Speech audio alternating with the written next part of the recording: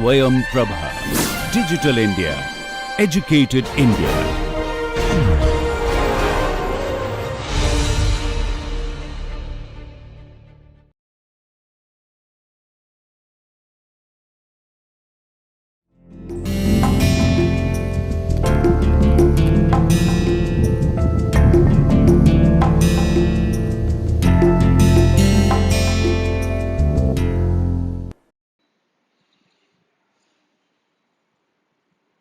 Namaste. Today we begin a new module which is Markets, Welfare and Conservation. This module will have three lectures: Surplus, Market Efficiency and the Cost of Taxation, and International Trade. So let us begin with surplus. Well, we have seen in the principles of economics that trade can make everyone better off, and also that markets are a good way to organize economic activity. Now the question is, why does trade make everyone better off, and why is market the best way to organize the economic activity? Well, one major thing that happens in the case of a market is that there is nobody to tell a person what is good for him or her. So essentially, a buyer does that what he or she perceives to be in the best interest of himself or herself. Similarly, when the seller decides to sell a particular good at a particular price, he or she is selling that good at that particular price because he or she feels or perceives that selling the good at that particular price is going to be beneficial to him or her. So essentially, in the case of a market, everybody is trying to maximize his or her welfare or his or her profits, because of which markets become very important tools to organize the economic activity. Because in this case, there is no third person to dictate to a person that he or she should be buying such stuff at such price, or he or she should be selling such stuff at such price. Because making this decision for the whole of the economy is going to be extremely difficult.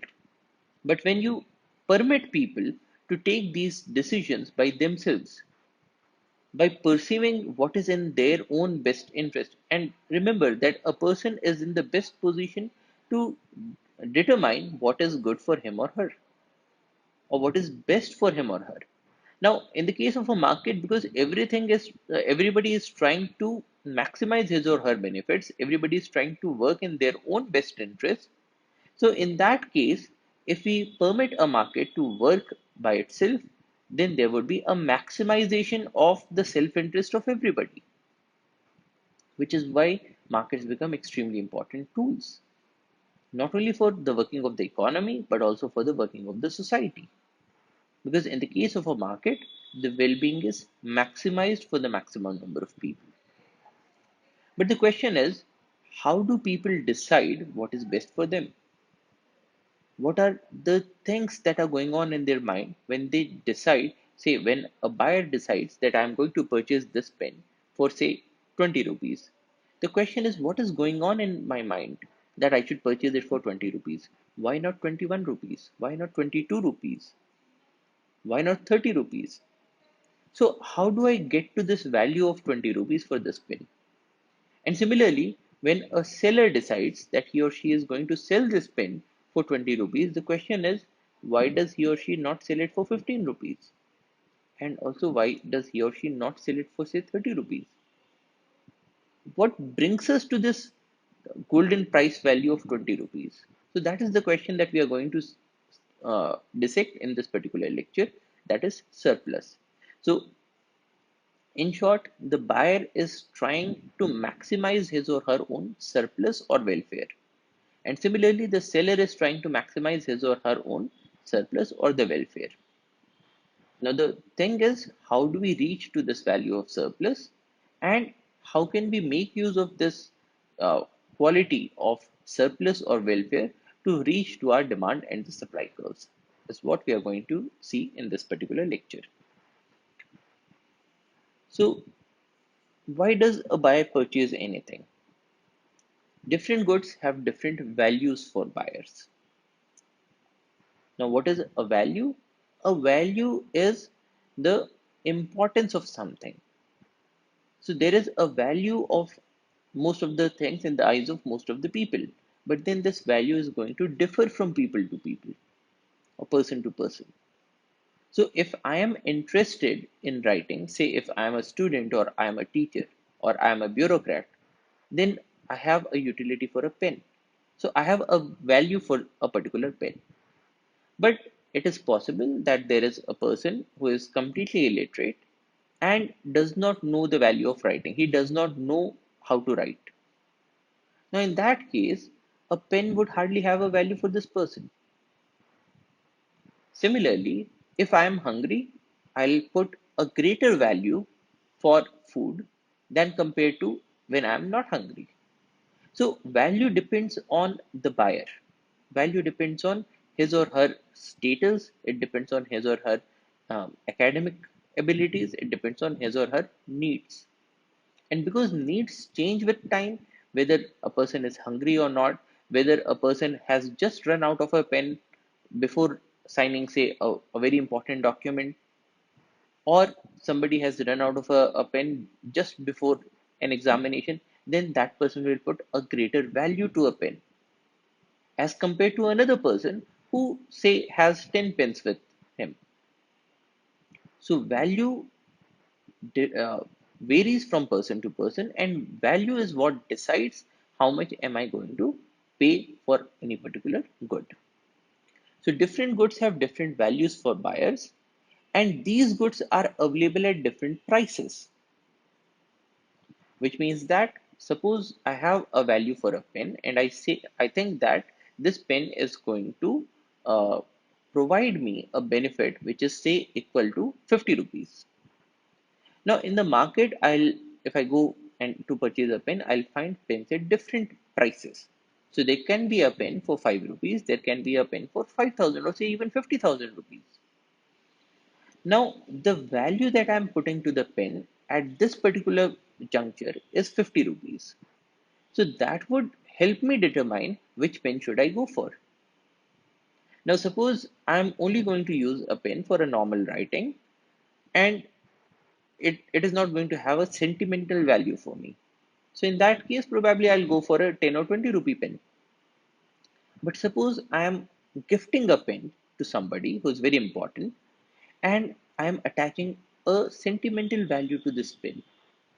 I would want that person to hold this pen dearly for, say, a number of years. Now, in that case, the value that I'll put to the pen will be, say, much greater. I'll probably go for a pen that is a very luxury pen, or probably that is gold plated, because I'm attaching a value to that pen so that it remains with the person for a very long period of time. Now, if I have such a thought that I should be using or I should be gifting a pen which is, say, gold plated, in that case, I might even go for a pen that is, say, 2,000, 3,000, or 10,000 rupees price. So the value and the prices can help a buyer determine which particular good he or she should go for. So different goods have different values for buyers, and these goods are available at different prices. Now, if the value of a good is greater than its price, the buyer may purchase the good and enhance his or her surplus. Meaning that currently, if I am out of pens and I am putting a value for a pen at 50 rupees, and suppose I go to the market and I get a pen of my liking for, say, 20 rupees. Now, in that case, the value that I was putting to the pen was 50 rupees, the price is 20 rupees. So, essentially, in my mind, I'll think that okay, I'm at a profit, and this is the profit of 30 rupees. Now, mind you, I'm not getting these 30 rupees. But it's just that I'm thinking that something that has a value of 50 rupees, I'm able to get it for 20 rupees. It is very, very similar to when we decide which particular vehicle to get, or say which plot to buy, or which house to buy. Now, suppose I look at different houses and I figure out that okay, this house has a valuation of, say, 70 lakhs of rupees. And if this house is available in the market for 50 lakhs of rupees, then it might go on in my mind that, okay, the value is 70 lakhs, I'm able to get it for 40 lakhs. So there is a difference of 30 lakhs between the price and the value. I may hold this house and probably I might sell it at a later point of time for 70 lakhs of rupees. Now, in this case, when I purchase the house, I'm not getting that 30 lakhs of rupees. But I'm happy because I'm thinking that I'm getting something that has a value of 70 lakhs and I'm only getting it for 40 lakhs of rupees.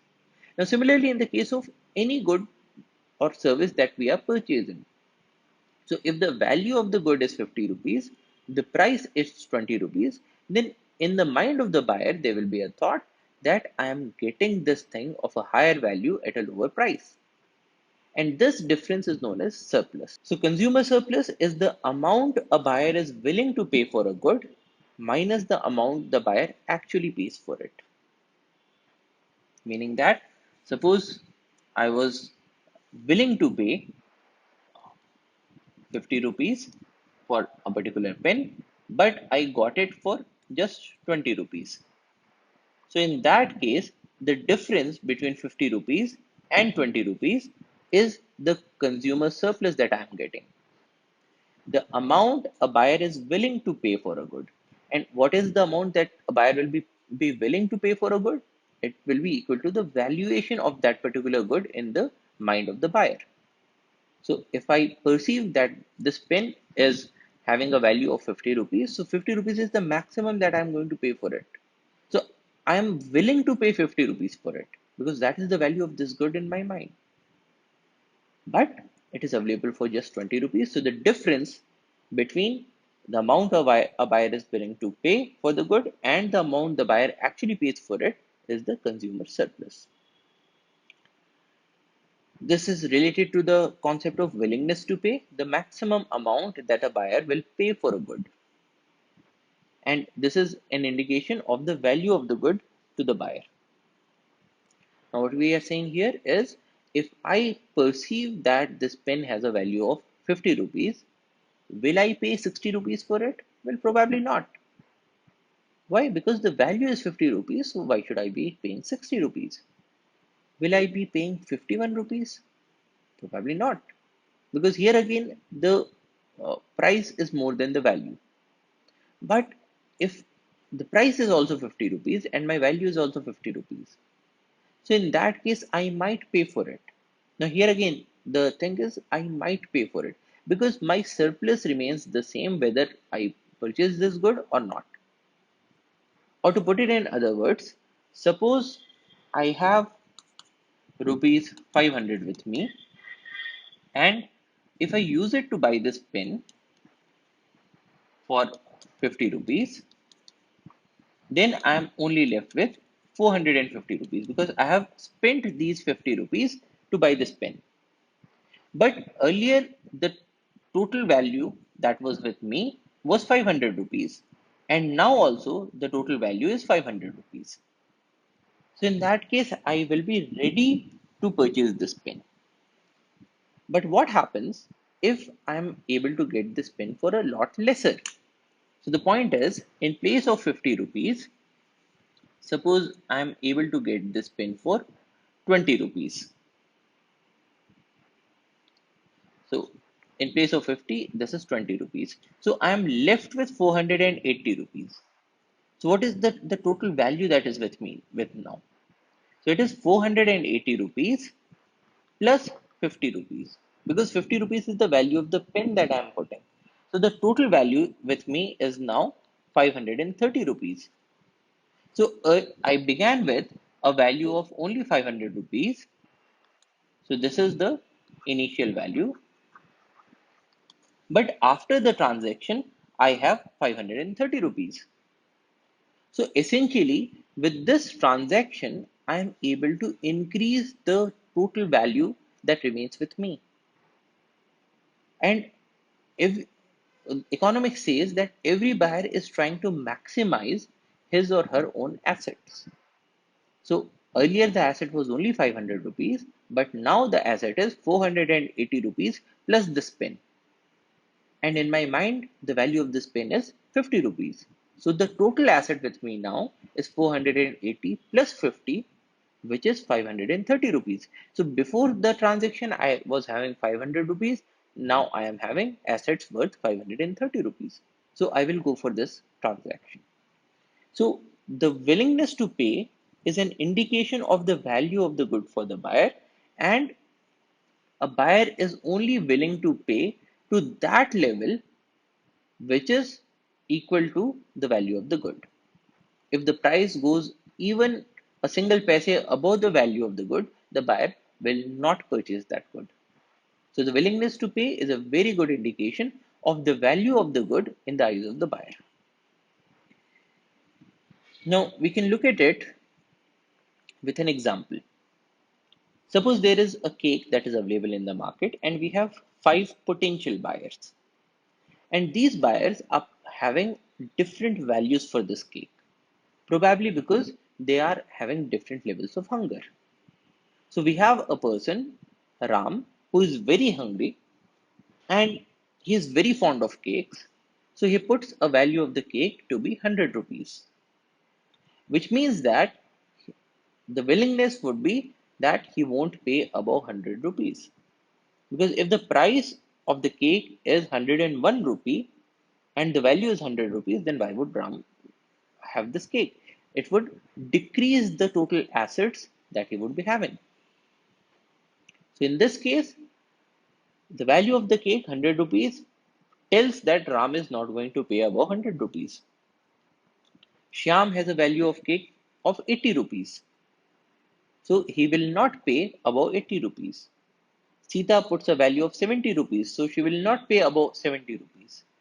Similarly, Geeta is putting a value of 30 rupees, which means that in the eyes of Geeta, she should only be willing to pay less than or equal to 30 rupees, which is she won't pay above 30 rupees. Meera is putting a value of 20 rupees. Now, in this example, what we are observing is that it is the same cake, but then different people are putting different values to that cake, depending on what they are fond of or what is their current state, if they are hungry or not. Now, if there is somebody who is aversive to say sweet things, it is possible that in this case, Meera only likes salty items, which is why she is not putting a high value for this cake. Or probably Meera just finished off with her lunch and she is feeling completely satiated. Now, because of this satiety, she is not feeling any more hunger. So she does not want to eat anything. So in that case, the value of the cake would be lesser in the eyes of Meera as compared to the value of the cake in the eyes of Ram. Now, this value can also help us determine what will be the demand schedule. So, suppose this cake is available for more than 100 rupees. Probably this cake has a price of 110 rupees. Now, in this case, will any of these persons be willing to pay for this particular cake? So, the price is rupees 110. Now, will Ram pay for it? Well, Ram sees that the value of the cake is 100 rupees. Will he be paying 110 rupees? Answer is no. What about Shyam, Sita, Geeta, and Meera?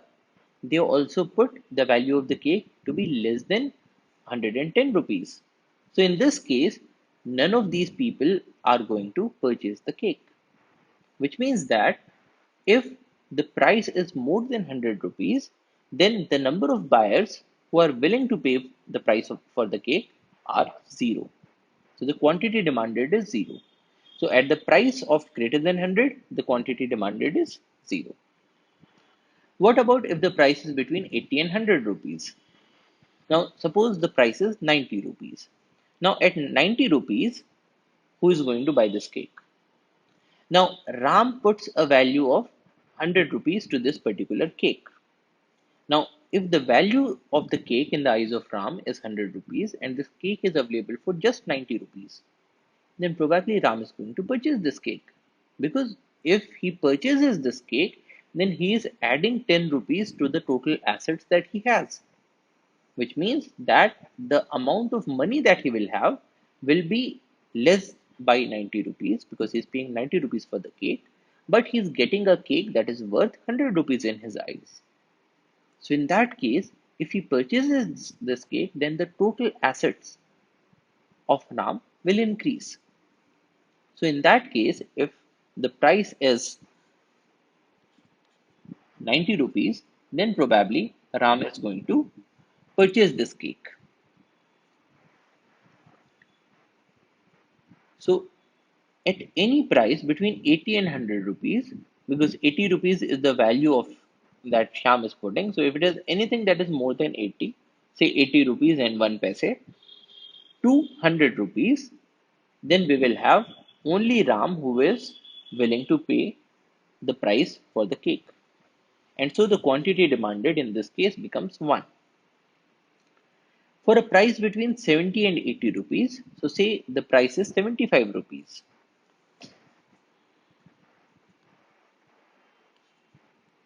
Now at 75 rupees, Sita will not want to buy this cake. Why? Because the value in the eyes of Sita is just 70 rupees. So why should she pay 75 rupees? Similarly, Geeta will not purchase the cake for 75 rupees. Meera will also not purchase. But Shyam will think that okay, the value of the cake in my eyes is 80 rupees. It is available for 75 rupees. So if I purchase this cake for 75 rupees, I will add 5 rupees to the total assets that I have. Now remember that in the case of economics, we think that everybody is a rational thinker. So everybody is making rational decisions to maximize his or her own assets, or in other words, his or her own welfare. Now in this case, Shyam will think that if I purchase this cake, I will add 5 rupees to my assets because just by paying 75 rupees, I am getting something that is worth 80 rupees. So for any price between 70 and 80 rupees, we will have Ram and Shyam who are ready to buy. So between a price of 70 to 80 rupees, we have Ram and Shyam who are willing to pay the price for the cake, and so the quantity demanded becomes 2. Similarly, at a price between 30 and 70 rupees, between 30 and 70, we will have that the price is less than the value that Ram, Shyam or Sita put to it. So for a value between 30 and 70, Ram, Shyam and Sita will be willing to pay the price for the cake, and so the quantity demanded becomes 3. Between a price of 20 and 30 rupees, we will have 4 people who will be ready to pay the price, and so the quantity demanded becomes 4. And for a price that is less than 20 rupees, all 5 of them would want to pay for it. So they will be willing to pay the price for the cake, and so the quantity demanded becomes 5. So in this way, we can convert the valuation of different buyers into the demand schedule. Now, demand schedule is the table that tells us what is the quantity demanded at each price. Now, in this case, we are observing that when the price goes down, the number of buyers or the potential buyers increase in, and we can convert this into a demand curve if we plot it. So here we were observing that above 100 rupees, the quantity demanded is 0. So if the price of the cake becomes more than 100, then the quantity demanded, it becomes 0. So which is why we are getting a line, this vertical line here. Between a price of 80 to 100 rupees, you have quantity demanded is equal to 1. So between 80 to 100 rupees, you have only one quantity that is demanded, which is why we are getting this section. Now, of course, we join both of these together to make it a complete graph. So so if you have more than 100 rupees, it is 0. Between 80 to 100, it is 1. Then from 70 to 80, it becomes 2. So 70 to 80. So this is 70, this is 80. So between 70 to 80, you have the quantity demanded is equal to 2. So we are reaching this point. So this is the price point of 70.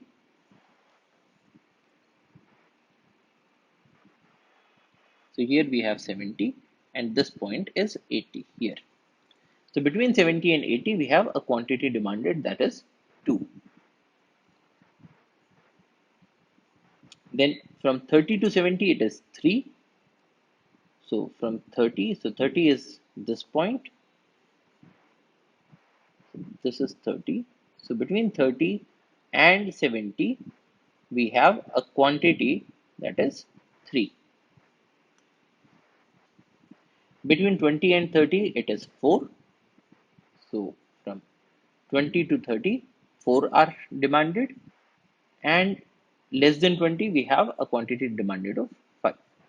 So if it becomes less than 20, then there is a demand of 5.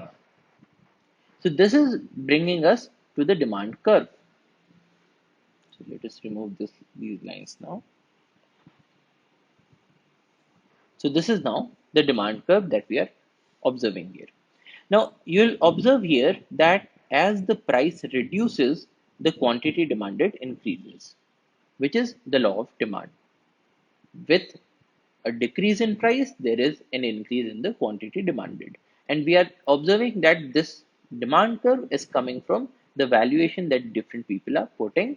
And when the price becomes very less, then the price becomes lucrative for all those people who were putting a valuation above that price. So the quantity demanded, it increases. But when the price increases, then it might reach to a level where there are a number of potential buyers who are now thinking that the price is too high, and so they will not demand the good at that particular price.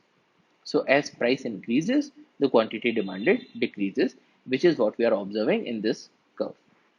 Now, with this curve, we can start to talk about the consumer surplus which is there at different prices. Now, what is consumer surplus? Consumer surplus is the difference between the value of the good and the price that a person is willing to pay for it. So, at different price points, we can compute the consumer surplus. So, suppose we talk about the price point of 90 rupees. Now, at a price point of 90 rupees, there is only one person who is demanding the good, which is Ram. Now, Ram had put a value of 100 rupees for the cake, and the value is 100 rupees, it is available for 90 rupees. So what is the consumer surplus for Ram? It is the value that he had put, which is 100 rupees, minus the price that he gets to pay in the market, which is 90 rupees. So what we are observing here is that the value of cake for Ram is rupees 100. The price at which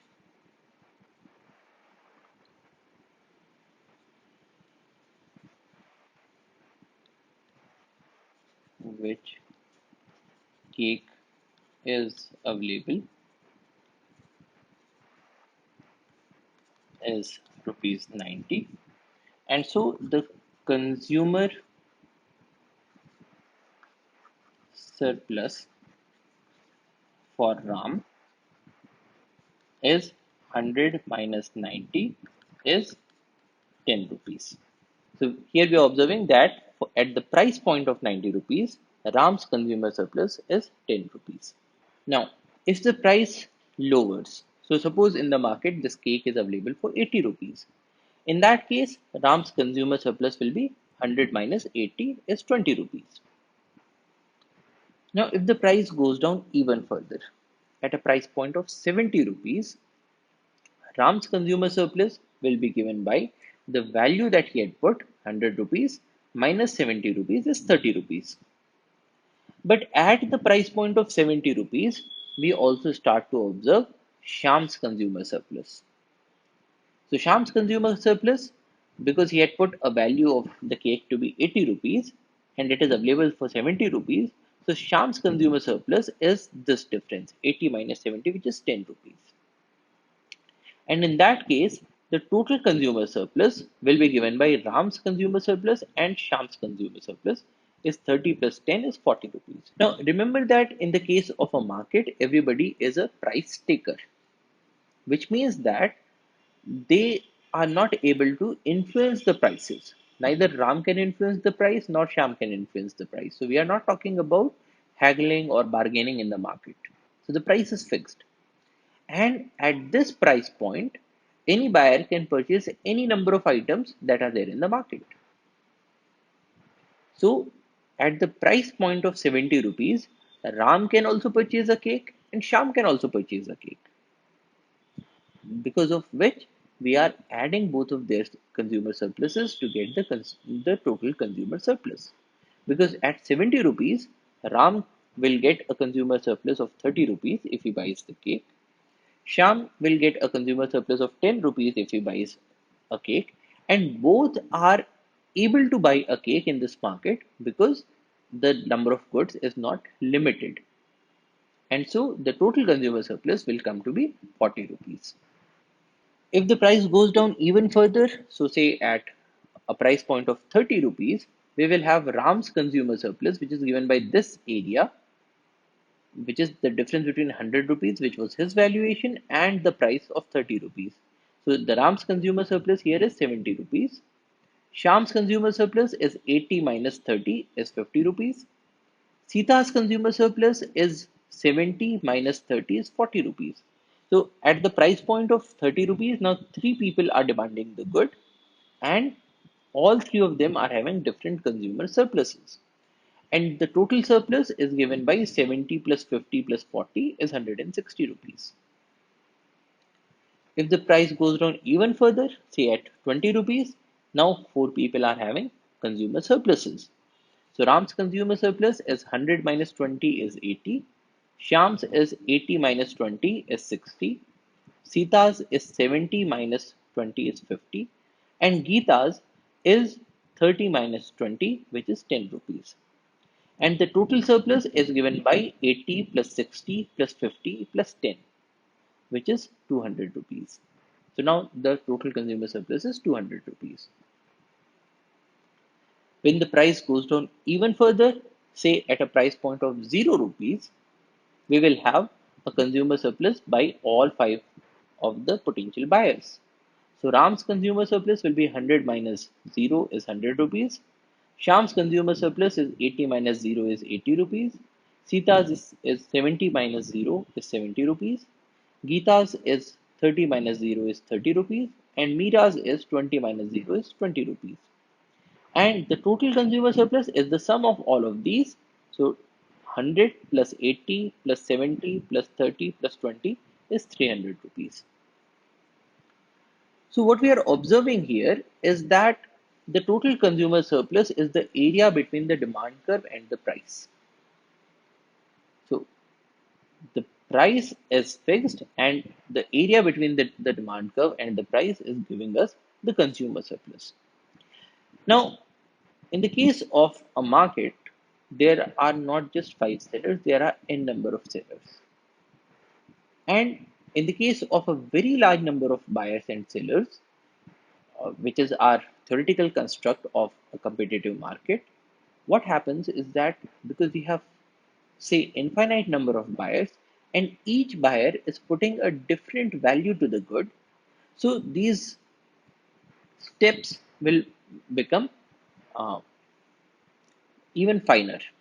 And so ultimately, we will get to a curve that is just a straight line. So what is happening in this case is that when the number of buyers is less, we are observing this sort of a demand curve. When the number of buyers increases in the market, we will start observing a curve like this.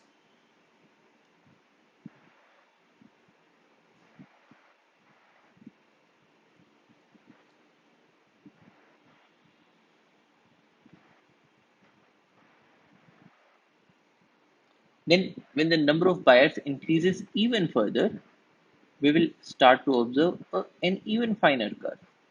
Say something like this.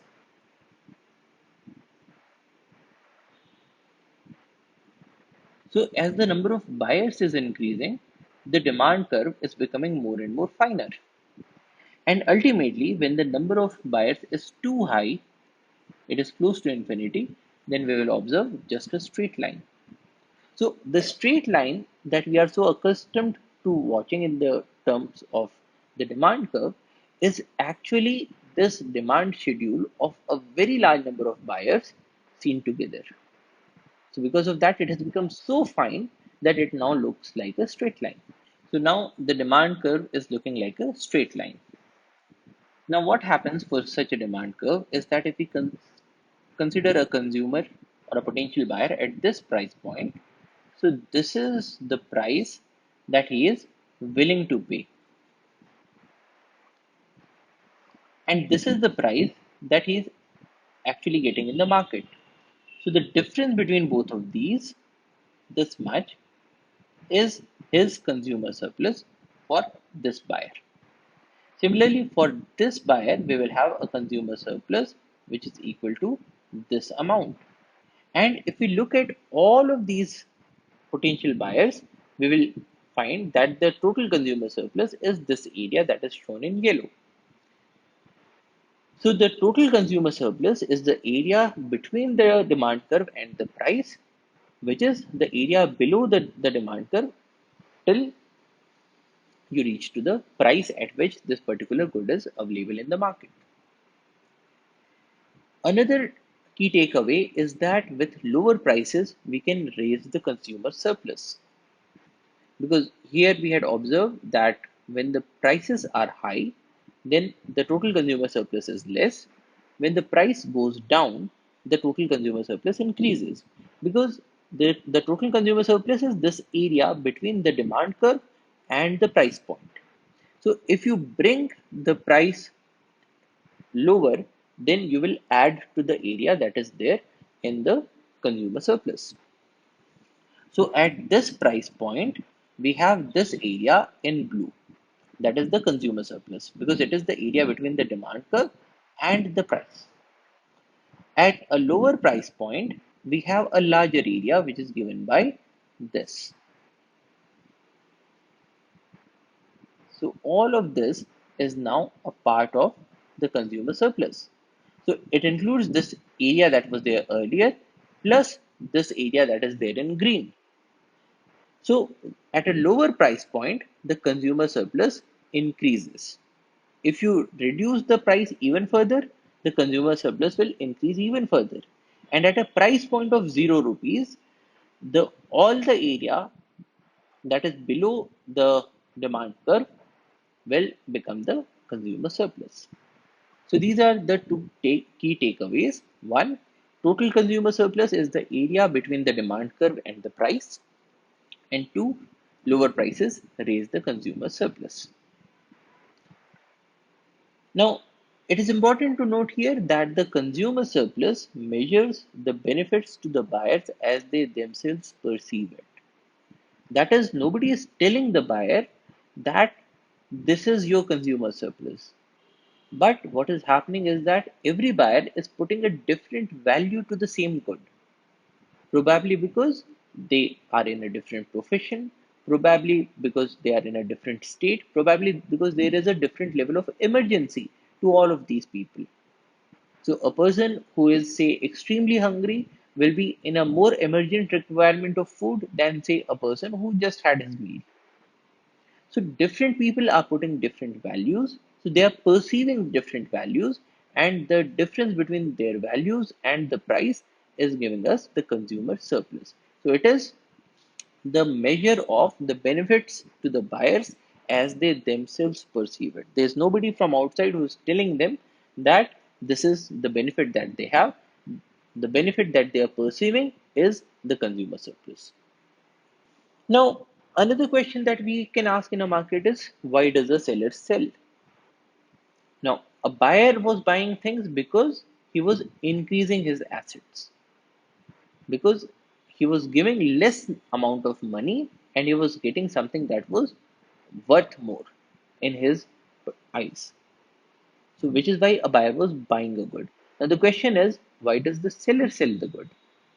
Now, in the case of a free market, everybody is working for his or her own welfare, which means that when the seller is selling the good, probably the seller is also increasing his or her own assets. So when the seller is selling this pen for 20 rupees, then probably he was able to make this pen for 15 rupees, so that he is able to get a profit of 5 rupees.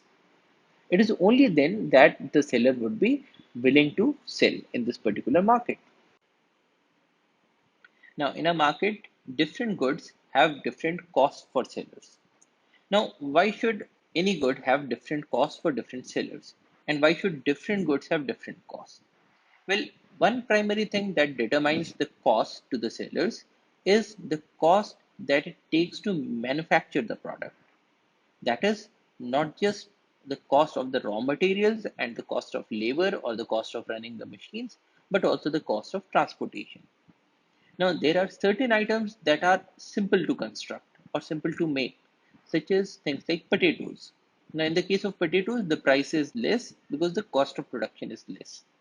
On the other hand, if we talk about an expensive item, such as, say, a mobile phone, so a mobile phone requires a much greater amount of technology. It requires resources that might not even be available in the country of manufacturing.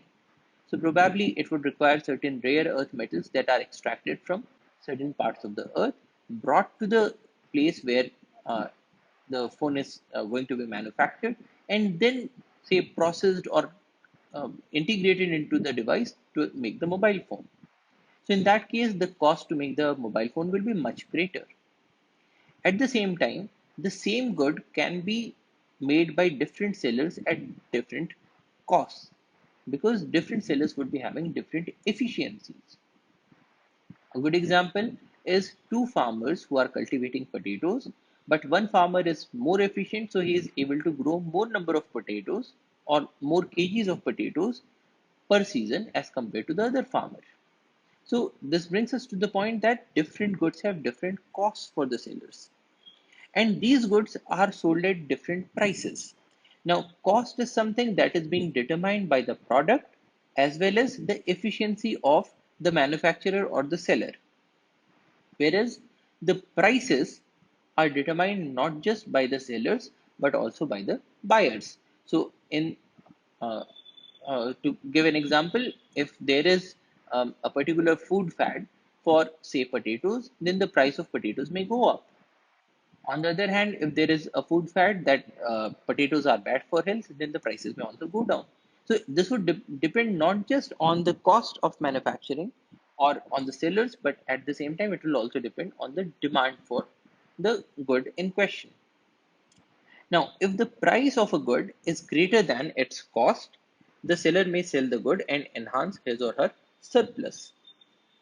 So here there are two things that are important. One is the price and the second is the cost. So there are different costs, there are different prices, and if the price is greater than the cost, then the seller may sell the good and enhance his or her surplus, or we may even say that the seller would enhance his or her own profit or assets. So if this pen can be manufactured for 15 rupees, so that is the cost to the seller. If this pen can be sold for 20 rupees, so that is the price of the pen. So if the price is greater than the cost of manufacturing or the cost to the seller, then then if the seller is able to sell this pen, then he would add 5 rupees to his surplus, which is 20 minus 15. So the cost is the value of everything a seller must give up to produce the good, and the producer surplus is the amount a seller is paid for the good minus the seller's cost of providing it. So the amount that the seller is paid for the good is the price minus the seller's cost of providing the good. Now, to take an example, let us say that the cost of producing a cake by 5 different people. So in this case, Ram is producing a cake for 100 rupees. So in this case, Ram is a seller who is producing a cake for 100 rupees. Now, if it takes him 100 rupees to manufacture the cake, will he sell it for less than 100? The answer is no. because nobody wants to sell something at a loss. And in the case of a market, we take this assumption that everybody is trying to maximize his or her welfare or surplus. So in this case, because the cost to manufacture for Ram is 100 rupees, so he will not sell below 100 rupees. In the case of Shyam, his cost of production is 80 rupees, so he will not sell below 80 rupees. Sita is a third manufacturer. Her cost of manufacturing the cake is 70 rupees, so she will not sell below 70 rupees. So in all these cases, what we are observing is that we have different sellers who are out there in the market, and they have different cost of production. And the cost of production gives us the willingness to sell. So a seller will only sell something if the price in the market is greater than the cost of production. If the price is less than the cost of production, then the willingness is not there. We can use this chart of willingness to reach to the supply schedule. If the price of the of one cake is more than 100 rupees, then say the price of the cake is rupees 110 rupees. Now at 110 rupees, we will find that Ram is willing, because he won't sell below 100 rupees, but he will sell above 100 rupees. So Ram is willing to supply, Shyam is willing to supply, Sita is willing to supply, Geeta is willing to supply, and Meera is willing to supply. So at a price point which is above 100 rupees, which is the maximum cost of producing the cake for any of these five sellers, we find that all the five sellers are willing to supply the good. And so we will find that at a price of more than 100 rupees, the quantity supplied is 5. At a price point between 80 and 100 rupees, so 80 and 100 rupees, so we are taking a price point in between both of these. Let us say that the price point that we are considering now is 90 rupees. Now at a price point of 90 rupees, Ram will not sell, because his willingness is not to sell below 100 rupees. So 90 becomes less than 100, so Ram will not sell. His cost of producing is more than 90 rupees. But what about the other four? The other four will be willing to supply the cake because their cost of production is less than 90 rupees. So if any of them sell a cake, then they will be earning a profit. Now, in this case, we will have these four people, Shyam, Sita, Geeta, and Meera, who will be willing to supply. So, at any price point between 80 and 100 rupees, we will have four people who are willing to supply, and so the quantity supplied to the market is four. Similarly, at a price point between 70 and 80, at this price point, say 75 rupees, you will have only three sellers. So between 70 to 80, you have only three sellers and the quantity supplied is three. At a price point between 30 and 70, you will have only two sellers. At a price point between 30 and 20, you will have only one seller. And at a price point that is below 20 rupees, you will find that none of these sellers is willing to supply. So if it is less than 20 rupees, then you have the quantity supplied, which is zero. Now, this is the supply schedule, which is telling us the quantity supplied for the good by at different price points. So this is the supply schedule. Now we can convert this supply schedule into a supply curve. So this is the supply curve. At a price of less than 20 rupees, we have zero quantity that is supplied. At a price point of 20 to 30, you have only one good that is supplied. So at a price point between 20 rupees and 30 rupees, you have one cake that is supplied. We are getting this vertical section from here, and then we join both of these to get the curve. At a price point between 30 and 70 rupees, 30 to 70, you have quantity supplied is 2. So which is here. Quantity supplied is 2 between a price point of 30 and 70, and so on. So in the case of the supply curve, what we are observing is that if the price is increasing, more and more quantity are being supplied to the market, which is the law of supply. As the price increases, the quantity supplied also increases. So What we are observing here is that we can convert the cost of production or the willingness chart into a supply schedule, because any person will only be willing to supply at greater than the cost of making the good. And from the supply schedule, we get to the supply curve. And we are observing that as the price increases, more and more number of sellers become willing to supply the good. And so the quantity supplied to the market also increases, which is the law of supply. Now, in this example, we are having only 5 sellers. But then in a natural market situation, and especially in a competitive market, we have a very large number of buyers and a very large number of sellers. Now, when the number of sellers is very large, then this curve becomes even more finer. So what happens is that currently we are observing a curve that goes like so. Our current curve looks like this.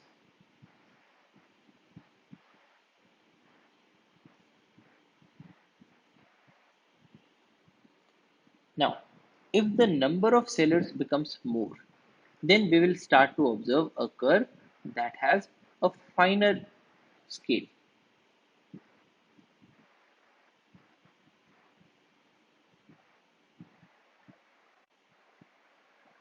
And especially if the goods are also sold in much finer quantities.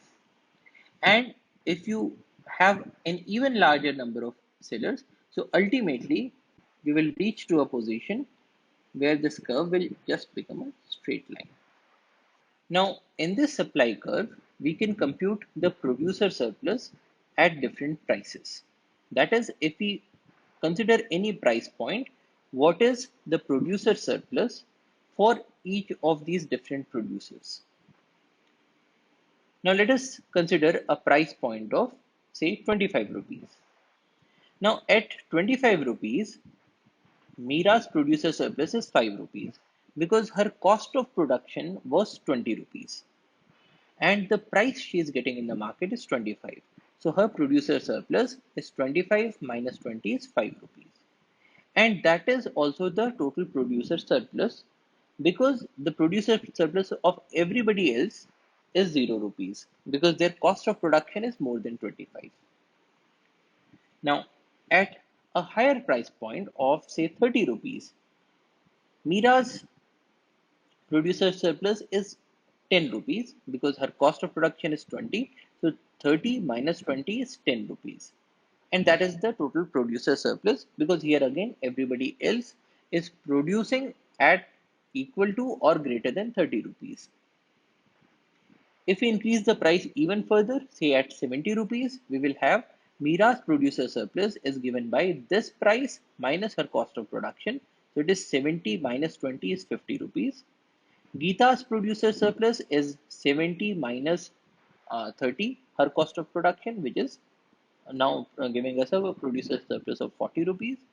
Sita's producer surplus is 0 rupees because her cost of production is 70, and for others, the cost of production is greater than 70.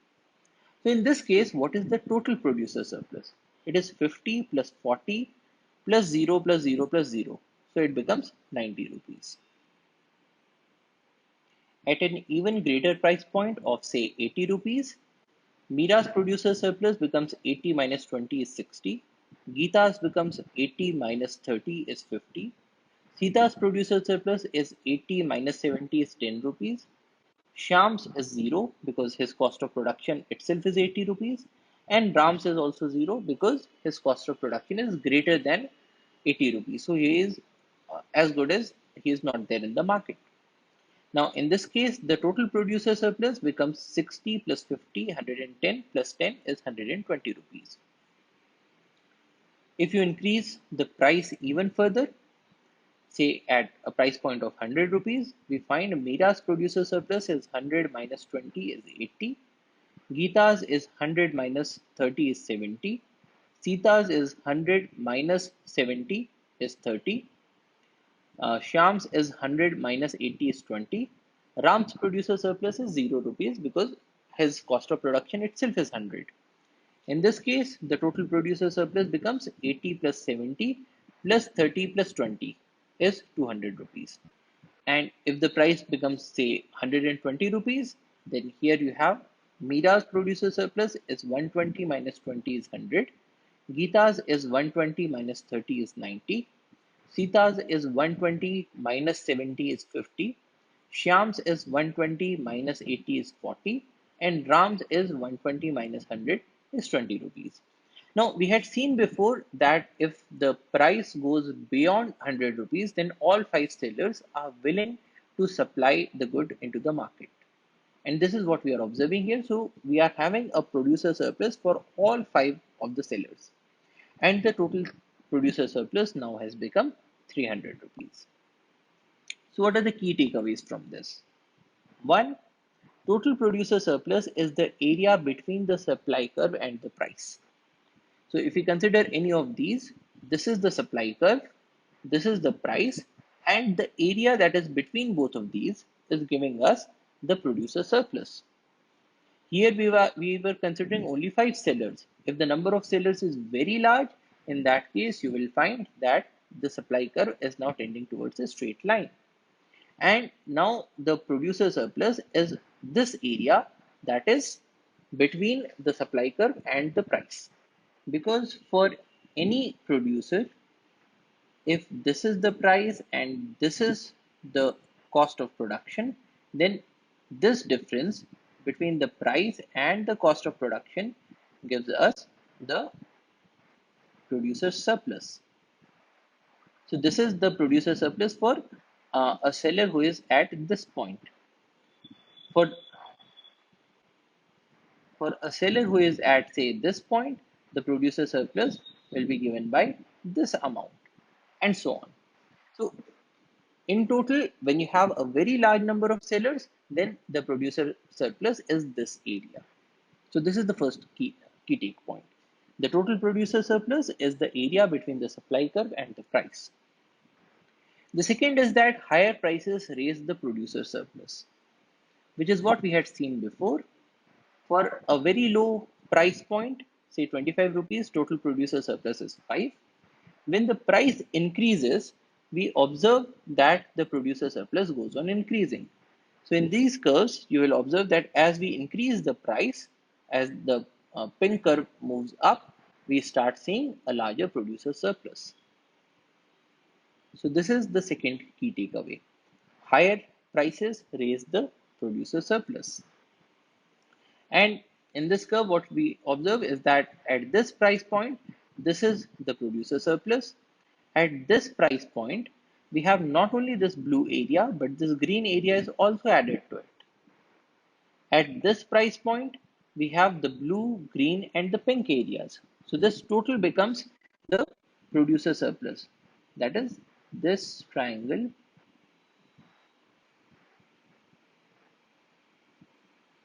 So this triangle is now telling us the producer surplus. If the price increases even further, then we will even add this yellow area. So as the price increases, the producer surplus also increases. And the third key takeaway is that producer surplus is measuring the benefits to the sellers as they themselves perceive it. Now, why is that so? Because each seller has a particular cost of making the good, a cost of providing it to the market. And if the price point is greater than this cost of providing the good to the market, then the seller would himself or herself perceive that if I sell this good to the market at the prevailing price point, then I am going to earn a profit. That is, I am going to increase the assets that I have. I am going to increase the welfare with me. That is the producer's surplus. Now, this decision is being made by the seller himself or herself. There is no third party who is telling the seller that you should sell this good at this price point because this much is your benefit. No. The seller is himself or herself making a judgment, looking at the prevailing market condition and looking at his or her own cost of production to maximize his or her own welfare. So, as we had seen before, in the case of economics, we assume that people are rational decision makers. And in this case, people are making a rational decision to sell or not to sell at any given price point based on what is their cost of providing the good. And this is a decision that everybody is making by themselves, not by any third party. So in this case, the producer surplus measures the benefits to the sellers as they themselves perceive it, not anybody else. So in this way, we can say that, to summarize, total consumer surplus is the area between the demand curve and the price. Lower prices raise the consumer surplus, and consumer surplus measures the benefits to buyers as they themselves perceive it. That is, if we look at a market equilibrium,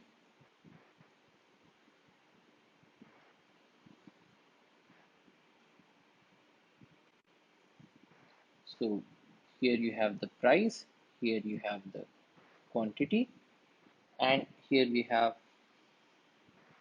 the supply curve, and here we have the demand curve. Now, this is the equilibrium price. Now, at this price, the consumer surplus is given by this area. The total producer surplus is the area between the supply curve and the price. Higher prices raise the producer surplus, and producer surplus measures the benefits to the sellers as they themselves perceive it. That is to say, in the case of this market equilibrium, the producer surplus is given by this area, that is between the price, which is given by this line, and the supply curve. So this is how the surplus works in the market. So that's all for today. Thank you for your attention. Jai Hind.